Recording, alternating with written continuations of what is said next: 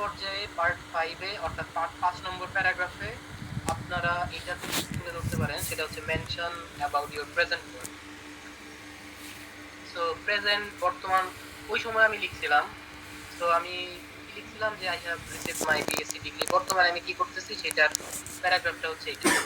So I have received my BSc degree from, লিখছি আর কি, CGPA mention করছি, কত সালে স্পেসিফিকলি লিখছি সেটাও। এই জিনিসগুলো কিন্তু খুবই ইম্পর্টেন্ট, আপনি কত সালে, এগুলা ছোট ছোট জিনিস, কত সালে পাস করছেন সেটাও মেনশন করা।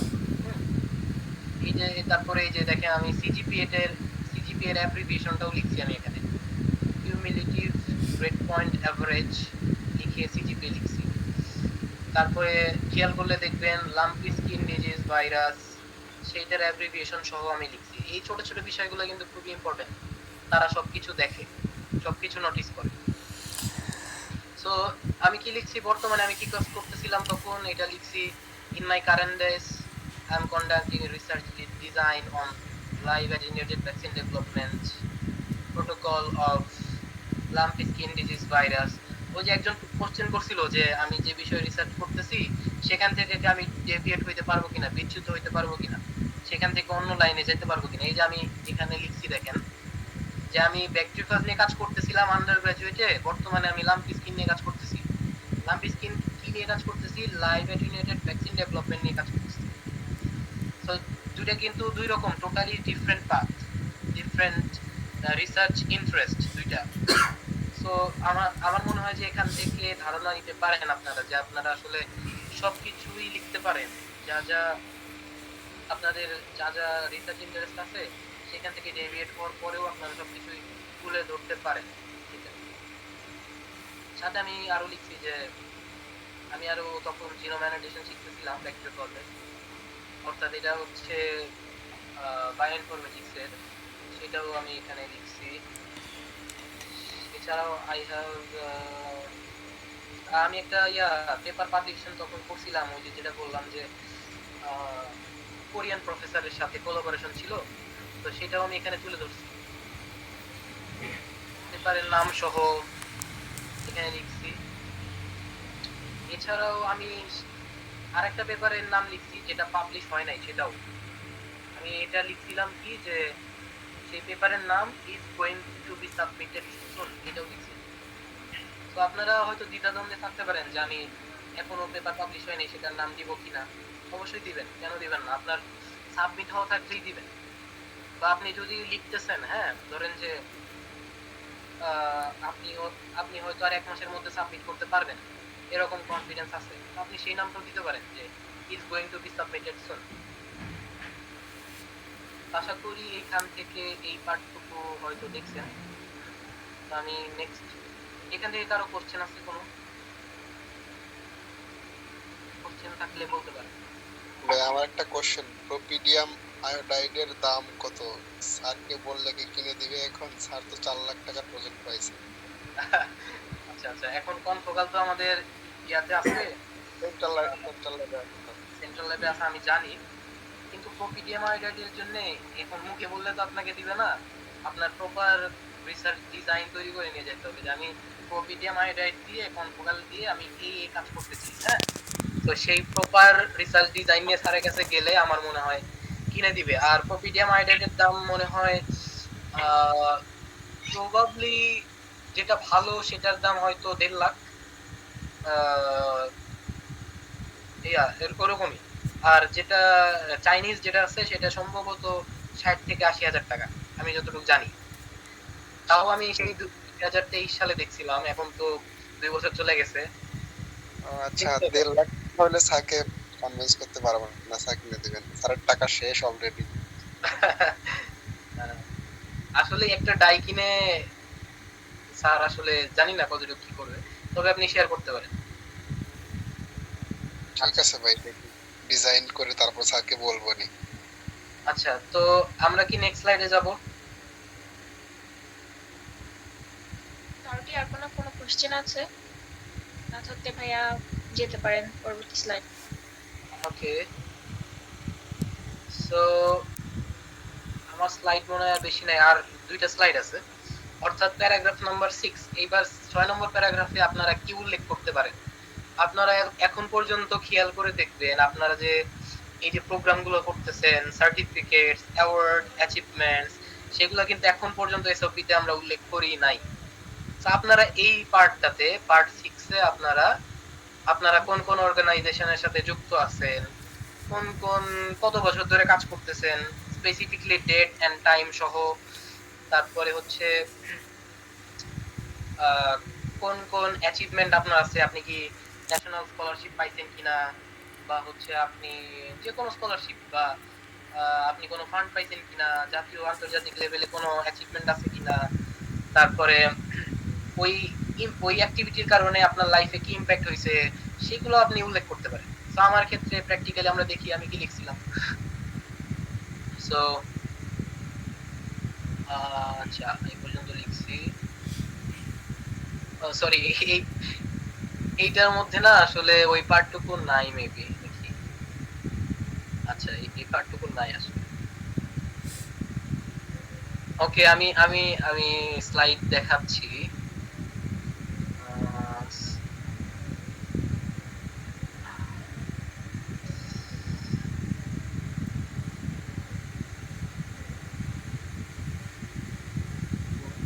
আচ্ছা, একটা মিনিট, আমি আমি একটু বের করি।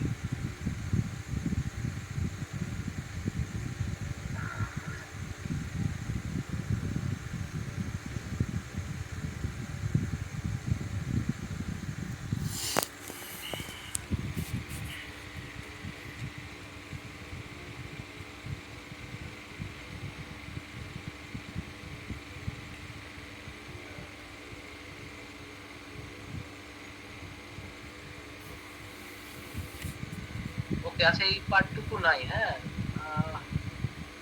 কি লিখছিলাম মেবি, এখন মনে পড়তেছে না, এইখানে এটাও দেখতেছি না। তবে আপনারা বুঝতে পারছেন তো যে আসলে আমি কি বুঝাইতে চাচ্ছি, যে এএসএম, বিএসএম, তারপর অন্যান্য যে অর্গানাইজেশন আছে, সেইগুলোর অ্যাওয়ার্ডস, অ্যাচিভমেন্টস, সেইগুলো হচ্ছে আপনারা তুলে ধরতে পারেন এই পার্টটুকুর মধ্যে।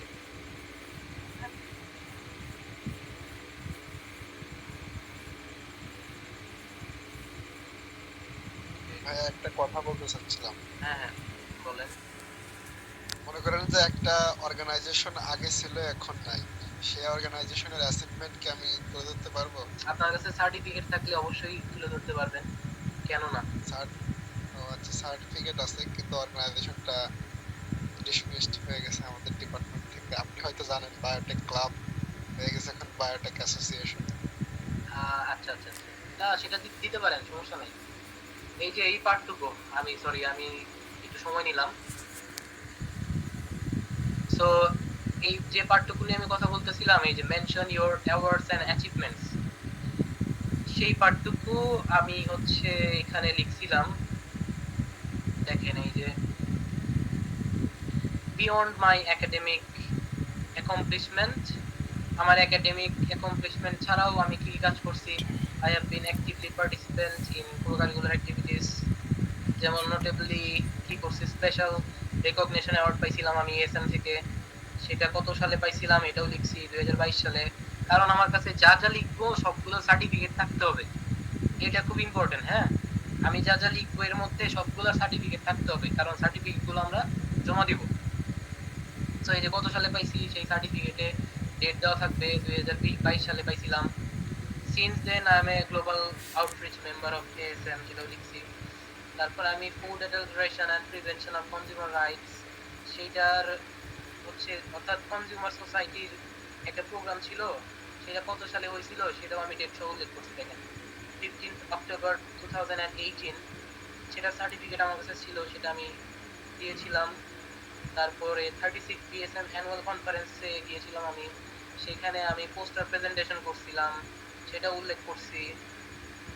দেন এগেইন, আচ্ছা, এই পর্যন্তই আমি অ্যাওয়ার্ডস এন্ড অ্যাচিভমেন্টস এর পার্টটুকু শেষ করছি। So that is another paragraph.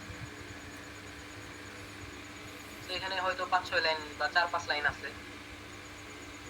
হ্যাঁ, সো আশা করি বুঝতে পারছেন যে এটা আসলে কি বিষয়ে আমি মিন করতে চাচ্ছিলাম।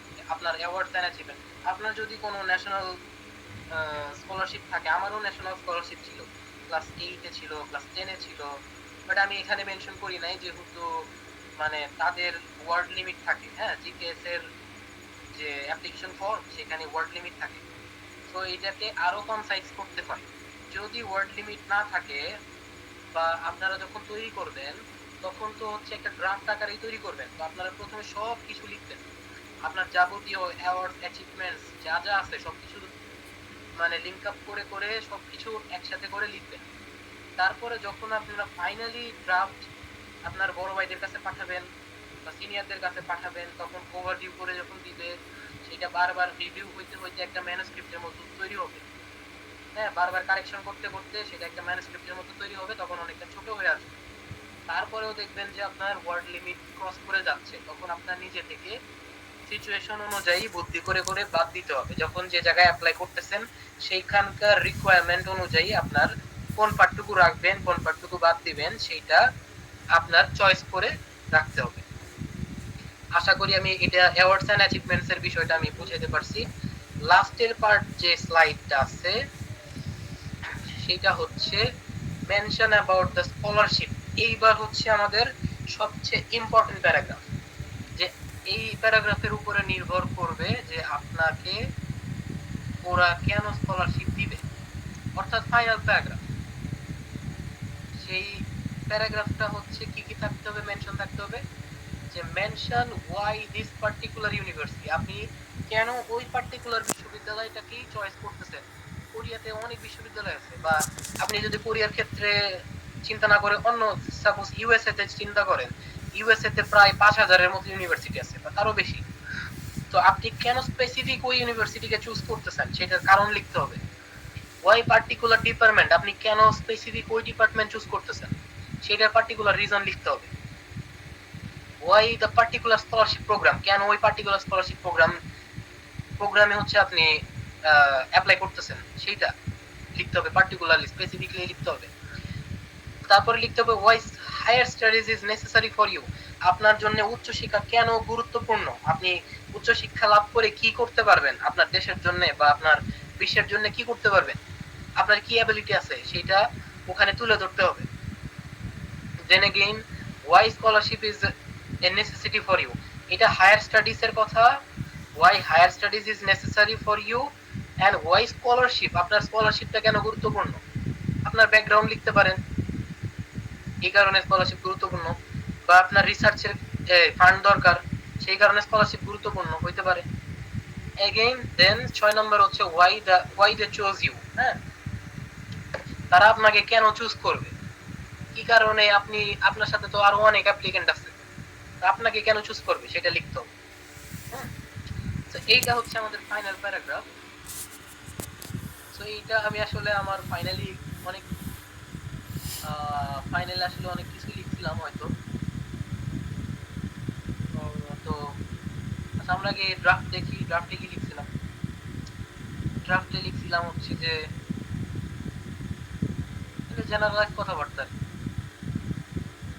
যে I have always believed that undergraduate studies নতুন নতুন দুয়ার খুলে দেয়, হায়ার স্টাডিজে নতুন নতুন দুয়ার খুলে দেয়, কিন্তু ইন ডেপথ নলেজের জন্য আমাদের অবশ্যই হায়ার স্টাডিজ করা জরুরি, এবং স্পেশালাইজেশনের জন্য পিএইচডি করা জরুরি। সো আমি পিএইচডি প্রোগ্রামটা আমি মাইক্রোবায়োলজিতে ইউনিভার্সিটি অফ বার্কেলিতে হচ্ছে, বার্কেলিতে হচ্ছে আপনার ইউএসএ তে, হ্যাঁ, ক্যালিফোর্নিয়া বার্কেলিতে অ্যাপ্লাই করছিলাম আর কি। যদিও সেখানে আমি যাই নাই, পরবর্তীতে জিকেএস এ গেছি। তো এটা হচ্ছে সেটা, আমি স্পেসিফিক পিএইচডি প্রোগ্রামে ওখানে অ্যাপ্লাই করছিলাম।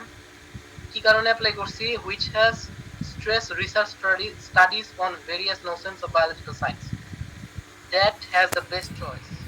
Such research program at the university loomed in my mind not only because of Bactrifa's research but also for his outstanding faculty members and interdisciplinary approaches to biological science.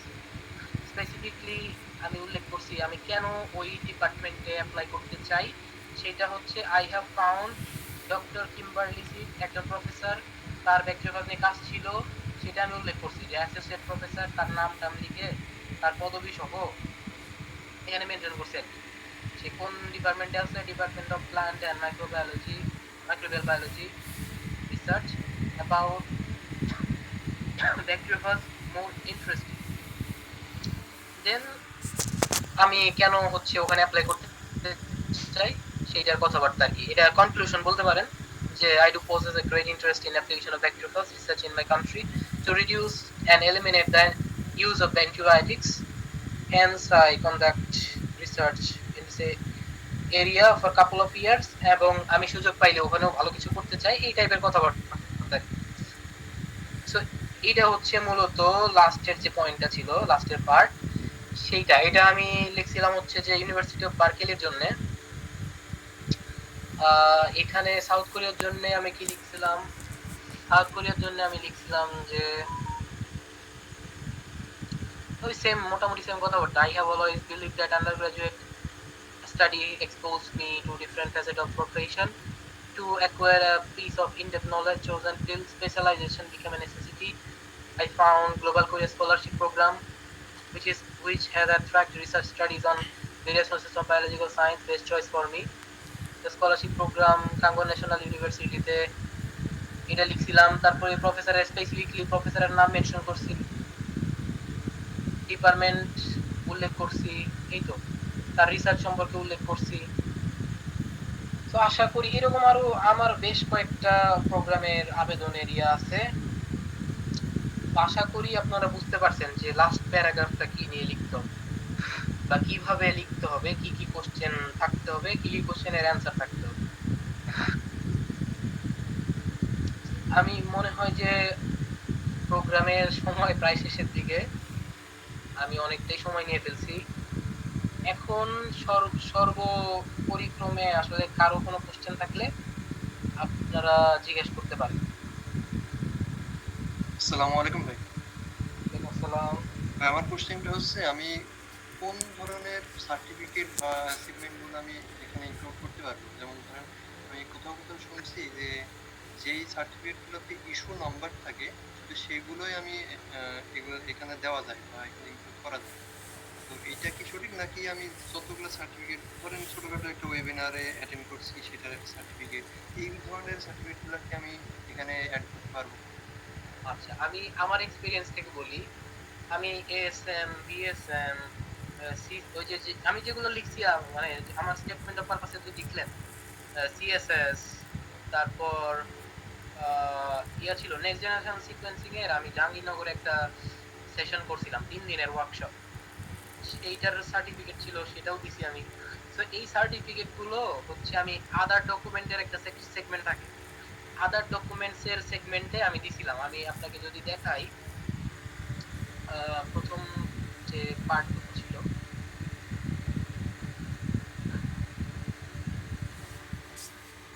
এই যে আপনারা কি দেখতে পাচ্ছেন কিনা, 20 নম্বর, awards and other certificate etcetera copy,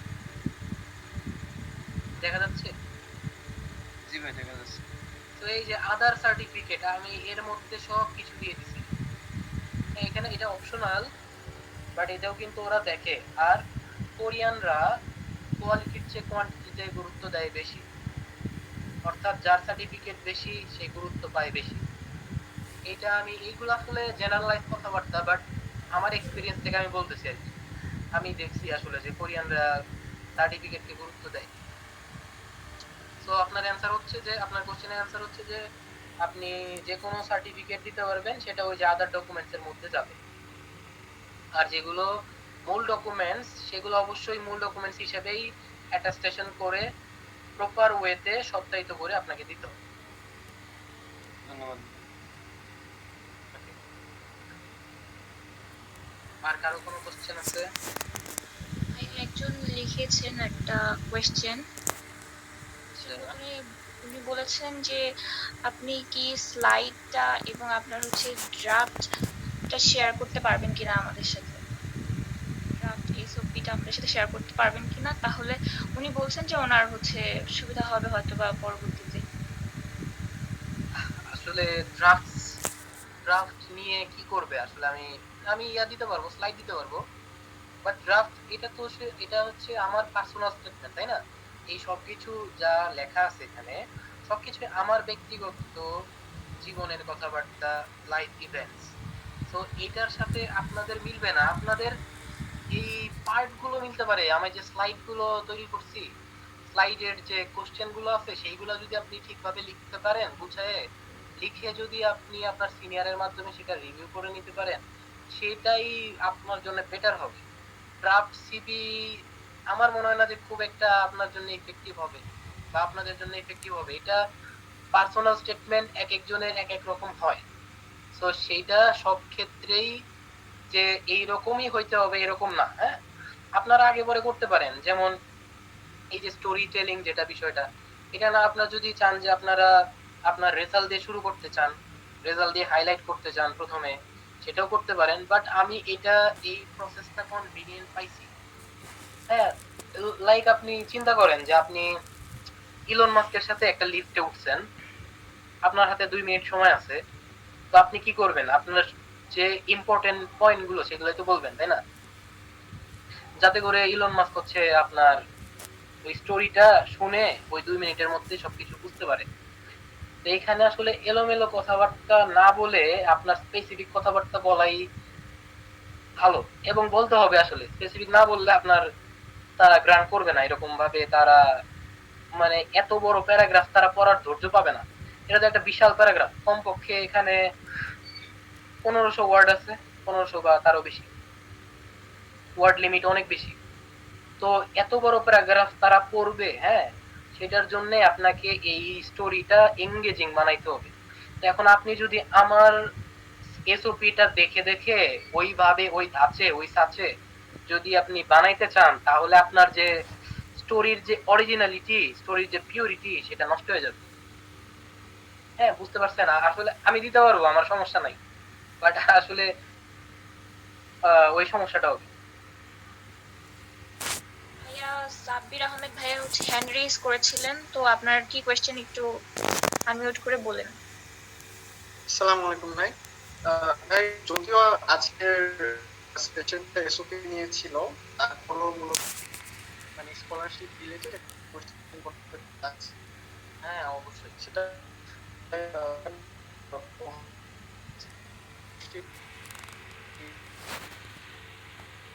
ভাইয়া আপনাকে আমি শুনতে পাচ্ছি না। এগুলোর ক্ষেত্রে কি স্পেসিফিক কোনো মার্ক? ভাইয়া হ্যালো, কোশ্চেনটা যদি আরেকবার করতেন, আমি শুনতে পাচ্ছি না আপনাকে। জি জি জি জি জি জি অবশ্যই। জি, এখন কি শোনা যায়? জি জি, এখন শোনা যাচ্ছে। জি জি ভাই, আমার প্রশ্নটা মূলত ছিল যে যদিও আজকে সেশনটা এসওপি নিয়েছিল, কিন্তু তারপরে আমার কোয়েশ্চেনটা মূলত এই ওভারঅল স্কলারশিপ নিয়ে। সেটা হচ্ছে যে এই স্কলারশিপে তো বেশ ডকুমেন্টস চাওয়া হয়েছে, বিভিন্ন ধরনের ইনফরমেশন ছিল। তো আমার প্রশ্নটা হলো যে এখানে কি মার্কিং এর কোনো ক্রাইটেরিয়া আছে? যেমন রেজাল্টের ক্ষেত্রে কোনো স্পেসিফিক মার্কস থাকবে, যদি কোনো আর্টিকেল থাকে সেই ক্ষেত্রে বেশি মার্কস থাকবে বা কম মার্কস থাকবে, এরকম কি কোনো ক্রাইটেরিয়া আছে ওভারঅল স্কলারশিপের জন্য? যেমনটা ইরাসমাস মুন্ডেসের ক্ষেত্রে তাদের ক্ষেত্রে দেখেছিলাম যে তাদের বেশ কয়েকটা মার্কিং ক্রাইটেরিয়া আছে, যেগুলোর উপর ভিত্তি করে তারা মার্কিং করে। জি ভাই, আপনার কোশ্চেন বুঝতে পারছি। হ্যাঁ, এখানেও জিকেএস এর ক্ষেত্রেও তাদের মার্কিং এর ক্রাইটেরিয়া আছে। হ্যাঁ, সেটা আপনার ওই যে গাইডলাইন আছে, জিকেএস এর যে গাইডলাইন, সেটা পড়লে আপনি বুঝতে পারবেন। সো এটা প্রতি বছর টু বছর ভ্যারি করে, ওরা কি কি বিষয়ের উপরে গুরুত্ব দিয়ে মার্কিং করবে সেটা ডিপেন্ড করে। হ্যাঁ, প্রত্যেক বছর থেকে বছরে ভ্যারি করে। তো আমার বছরের ক্ষেত্রে আইএলটিএস ম্যান্ডেটরি ছিল না, তবে যাদের ক্ষেত্রে টপিক ছিল তারা প্রায়োরিটি পাইতো, বা আইএলটিএস বা টপিক যাদের ছিল তারা প্রায়োরিটি পাইতো। তারপরে স্টেটমেন্ট অফ পারপাসে মার্ক ভালো আসতো, সিজিপি এর মার্ক ভালো আসতো। হ্যাঁ, সিজিপি এর উপরে ক্রাইটেরিয়া ছিল। অর্থাৎ আপনার সিজিপিএ যদি একটা একটা ক্রাইটেরিয়া ছিল, মানে এর নিচে থাকলে আপনি অ্যাপ্লাই করতে পারবেন না। সো এই ক্রাইটেরিয়া থাকে। তারপর স্টাডি প্ল্যানের উপরে আপনার মার্ক থাকে। দেন এগেইন লেটার অফ রিকমেন্ডেশনের উপরে আপনার ক্রাইটেরিয়া থাকে। তো আহ, আমি বলবো যে সকল স্কলারশিপের ওভারঅল স্কলারশিপের ক্ষেত্রে 3টা জিনিস খুবই গুরুত্বপূর্ণ। একটা হচ্ছে স্টেটমেন্ট অফ পারপাস, যে জিনিসটা আপনি যেহেতু থাকতেছেন না, সেই কাগজটা সেই প্যারাগ্রাফটা আপনাকে রিপ্রেজেন্ট করে ওখানে। সো স্টেটমেন্ট অফ পারপাসটা আপনাকে রিপ্রেজেন্ট করে। এটা আপনার নাম্বার ক্যারি করে। 2 নম্বর হচ্ছে লেটার অফ রিকমেন্ডেশন, এটাও আপনার নাম্বার ক্যারি করে। আপনার প্রফেসর আপনার সম্পর্কে কি লিখতেছে, কতটুকু ডিটেইলিং আছে সেই লেখার মধ্যে, সেটাও নাম্বার ক্যারি করে।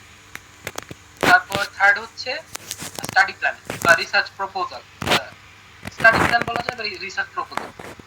এন্ড সিজিপিএ, ফোর্থ সিজিপিএ অনেক ক্ষেত্রে ম্যাটার করে, অনেক ক্ষেত্রে করে না। আর আপনি যেটা বললেন ইরাসমাসের ক্ষেত্রে, হ্যাঁ ইরাসমাসের ক্ষেত্রে আইএলস অথবা জিআরই অনেক ক্ষেত্রে ডুওলিঙ্গো ওরা নিয়ে অ্যাকসেপ্ট করে থাকে, তো সেইগুলা ওরা এই মার্কিং ক্রাইটেরিয়ার মধ্যে রাখে। সো আই থিংক আপনি অ্যান্সার পাইছেন। ভাইয়া নাইম ইসলাম ভাইয়া আবারও জানতে চাই ওয়ার্ড লিমিটেশন সম্পর্কে কোনো আইডিয়া যদি দিতে পারেন। আচ্ছা, এইটাও আসলে ওয়ার্ড লিমিট, এসওপি এর ওয়ার্ড লিমিট আসলে স্কলারশিপ টু স্কলারশিপ ভ্যারি করে। দেশ টু দেশ, কান্ট্রি টু কান্ট্রিও ভ্যারি করে। হ্যাঁ, স্পেসিফিক প্রোগ্রামে দেখা যায় যেমন জিকেএস এর ক্ষেত্রে ওয়ার্ড লিমিট থাকে 800, ম্যাক্সিমাম 1000, এরকম 800 কিংবা 1000। আবার আমি ইরাসমাসের অনেকগুলো প্রোগ্রামে পাইছি যেখানে ওয়ার্ড লিমিট আরো কম থাকে।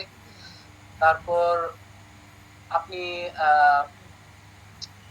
ফ্রান্সের স্কলারশিপ গুলো যদি দেখেন, ওখানে ওয়ার্ড লিমিট মোটামুটি 1000-এর মতো থাকে।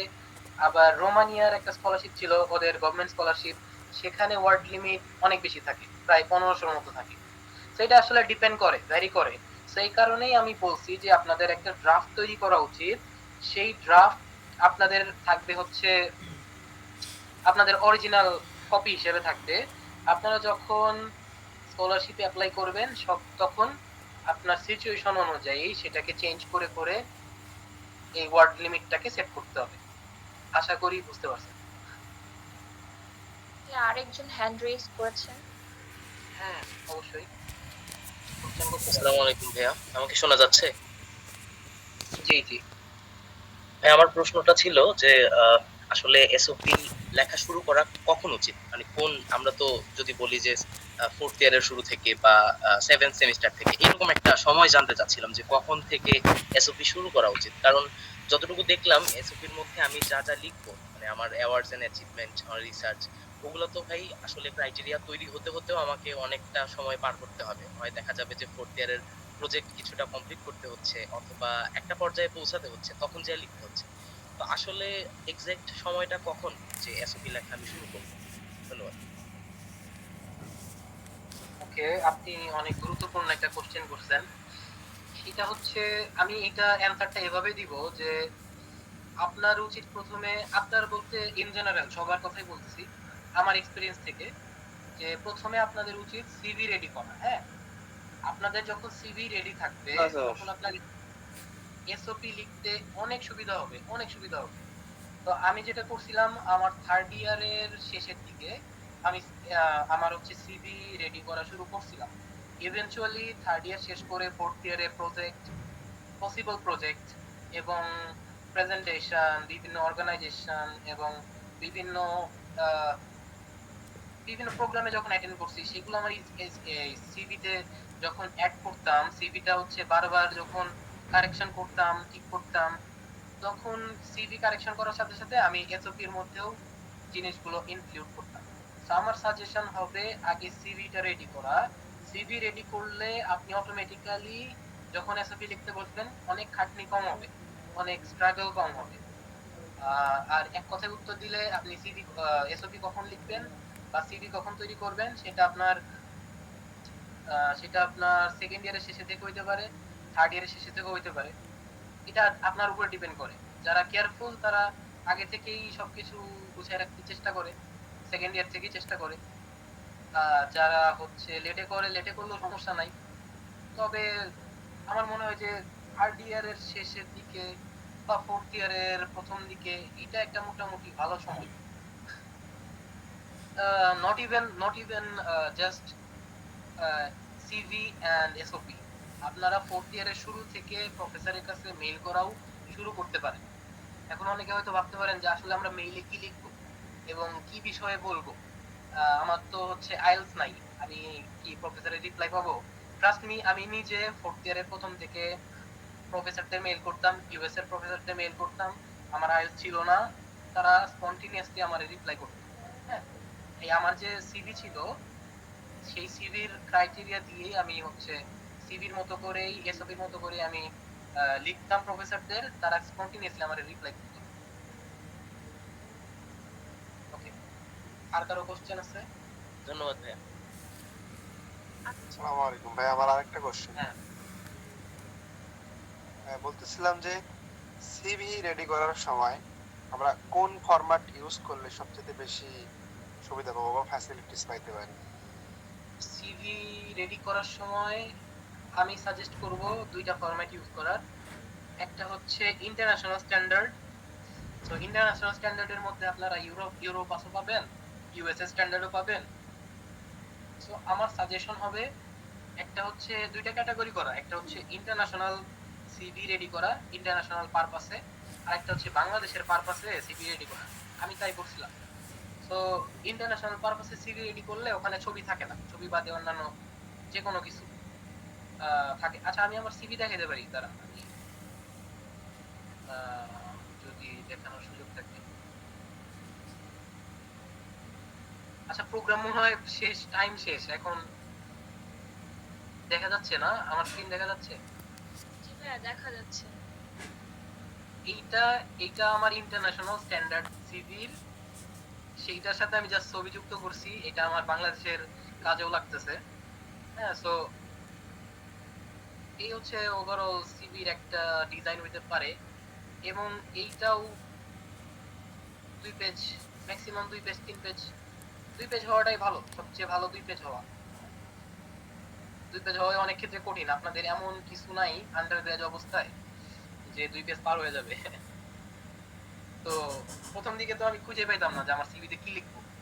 তো ধীরে ধীরে ধীরে ধীরে আপনারা দেখবেন যে আসলে অনেক কিছুই অ্যাড করা হয়ে যায় লিখতে থাকলে। হ্যাঁ, আর যদি মনে করেন হ্যাঁ, ইউরোপাসের সিভি ফরম্যাটে দেখলাম যে ছবিও অ্যাড করা যায়, ওদের যে ওয়েবসাইট আছে ওয়েবসাইটে ছবি অ্যাড করে সিভি বানানোর ফরম্যাট ওরা দিয়ে রাখছে। হ্যাঁ, ছবিও অ্যাড করা যায়, ছবিও অ্যাড করা যায়। তো ওইটা কি ইন্টারন্যাশনাল স্ট্যান্ডার্ড হবে? না, ওটা ইন্টারন্যাশনাল স্ট্যান্ডার্ড হবে না। এই জন্য আমি তো বললাম যে একটা ইন্টারন্যাশনাল স্ট্যান্ডার্ড হবে, এইটা হচ্ছে আমার ইন্টারন্যাশনাল স্ট্যান্ডার্ড। সো এটা আমার ওয়েবসাইটে, এখানে আমার পার্সোনাল ওয়েবসাইটও আছে। তো আমার ওয়েবসাইটে গেলেও আপনারা সিভি ডাউনলোড করে নিতে পারবেন। তো এখানে সিভি দেওয়া আছে আর কি, মোটামুটি এরকম একটা ফরম্যাট। এখানে অ্যাওয়ার্ডস এন্ড অ্যাচিভমেন্ট সব কিছু দেওয়া আছে। তো এই জিনিসগুলো যখন আপনার কমপ্লিট থাকবে, আপনার এই ছবি লিখতে অনেক সুবিধা হবে।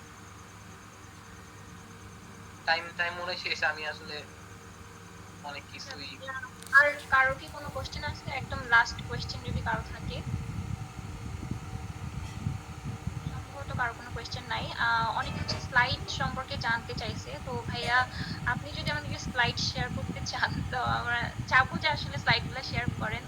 তো যদি ভাইয়া শেয়ার করে থাকেন, তাহলে আমরা আমাদের ফেসবুকে পোস্টের কমেন্ট সেকশনে স্লাইডগুলো দিয়ে দিতে চাই। ওকে ওকে, স্লাইড শেয়ার করতে কোনো সমস্যা নাই, স্লাইডটা দিয়ে দেবো। অথবা আপনাদের একজন প্রতিনিধি আমাকে টেক্সট করলে আমি তার কাছে দিয়ে দেবো। কমেন্টে আমার মনে হয় কমেন্টই বেটার হবে, তাই না? কমেন্টে দিলে সবাই নিয়ে নিতে পারে। যে আর কারো কোনো ইনসাইট আমি একটু না? আমি একটু রিভিউ নিই। হ্যাঁ, আপনাদের সেশন, আমার সাথে সেশন কেমন মনে হলো? এখান থেকে কি কতটুকু বেনিফিটেড হইতে পারছেন?